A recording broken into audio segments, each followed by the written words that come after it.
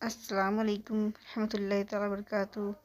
آج میں آپ کے ساتھ لوکی کی کباب کی ریسیپی شیئر کروں گی اور آپ کو ایک بات سمجھاؤں گی کہ بیٹیوں کی تربیت کے معاملات میں سب سے بڑا ہاتھ ماں کا ہوتا ہے۔ اگر ماں با سلیقہ با طریقہ ہوگی تو بیٹی کے اندر بھی وہی ساری تربیت آئیں گی۔ اگر اسے اچھا کھانا بنانے کا سلیقہ ہوگا تو بیٹی بھی اچھا کھانا بنائے گی۔ اگر وہ بدتمیز ناچنے والی ہوگی تو ظاہر سی بات ہے بیٹی بھی ناچنے والی نکلے گی۔ اللہ پاک سب کو نیک اولاد سے نوازے۔ عموماً یہ دیکھا گیا ہے کہ بہت سے گھروں میں جب کسی کی بیٹی بیاہ کر بہو بن کر آتی ہے تو ساسیں طعنہ مانا کرتی ہیں کہ شروع میں تو بس اس کی شکل دیکھ کر شادی کری جاتی ہے۔ بعد میں دیکھا جاتا ہے کہ کھانا کیسا بناتی ہے، اس میں عمومی طور پر کوئی طور و طریقہ ہے کہ نہیں۔ یہ آج ہمارے زمانے میں بہت زیادہ رائج ہو گیا ہے۔ خواتینوں کا بہت برا طریقہ یہ ہو گیا ہے کہ کسی کی بیٹی اگر لے کر آتی ہیں تو اسے طعنہ دے کر ہی طنز کرتی ہیں۔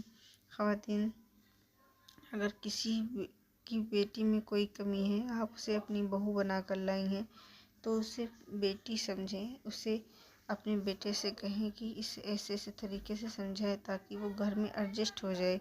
یہ نہ بتائیں کہ میں نے کہا ہے، بلکہ اسے نیک طریقے سے سمجھائیں تاکہ اس میں دنگا فساد، لڑائی جھگڑا ایسا کوئی معاملات بھی نہ ہو اور وہ گھر میں اچھے طریقے سے ایڈجسٹ بھی ہو جائے۔ وہ بھی کسی کی بیٹی ہے۔ اگر ہم اپنی بیٹی کو اچھے طریقے سے رہتا ہوا دیکھ سکتے ہیں تو ہم دوسری کی بیٹی کو بھی اچھا رکھ سکتے ہیں۔